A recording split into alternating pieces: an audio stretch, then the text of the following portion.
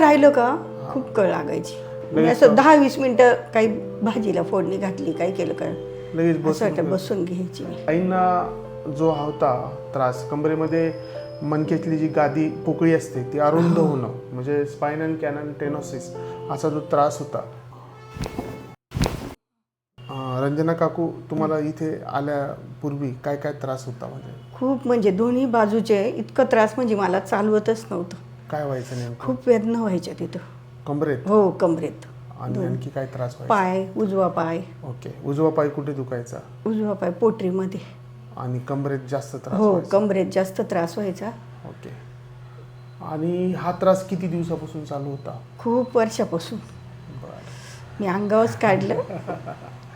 बरं, इथे ट्रीटमेंट झाली आपली 7 दिवसाची आज कंप्लीट झाली. तर जो त्रास आहे त्याच्यामध्ये किती चेंजेस वाटताय? किती कमी वाटतं?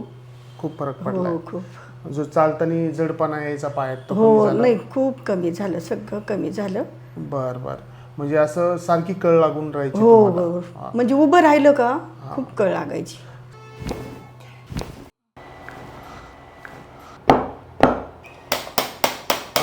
आईंना जो होता त्रास, कमरेमध्ये मणक्यातली जी गादी पोकळी असते ती अरुंद होणं, म्हणजे स्पाइन अँड कॅनन टेनोसिस असा जो त्रास होता, त्याच्यासाठी आपण ट्रीटमेंट दिली आहे. त्याच्यासाठी आयुर्वेदा, फिजिओथेरपी, कायरोप्रॅक्टिक असा आपला होलिस्टिक अप्रोच होता.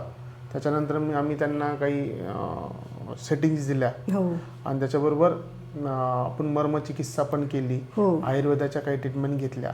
त्याच्यानंतर आता चालल्यावर थोडी जे रुटीनचं काम करतात दिवस. आता मी जो 20 चांगले अर्धा तास उभी राहू शकते. पहिलं उभे राहणं नाही, असं 10-20 मिनिटं काही भाजीला फोडणी घातली, काही केलं का लगेच बसून घ्यायची मी. पण आता उभे राहून? हो, 7 दिवसा म्हणजे खूपच फरक पडला मला. चला, खूप छान.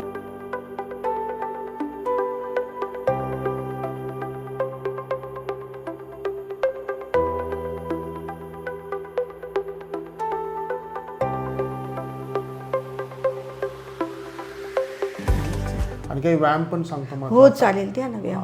आणि आहारामध्ये पण महत्वाच्या गोष्टी ठेवायच्या. थोडंसं कसं होतं, पावसाळ्याचा सीझन आहे, तो वात वाढत असतो. तो थोडंसं गारव्यात जाणं टाळायचं. ओके. थोडं ह्या ऋतूमध्ये फॅन खालची हवा चालत नाही जास्त, ती टाळायची.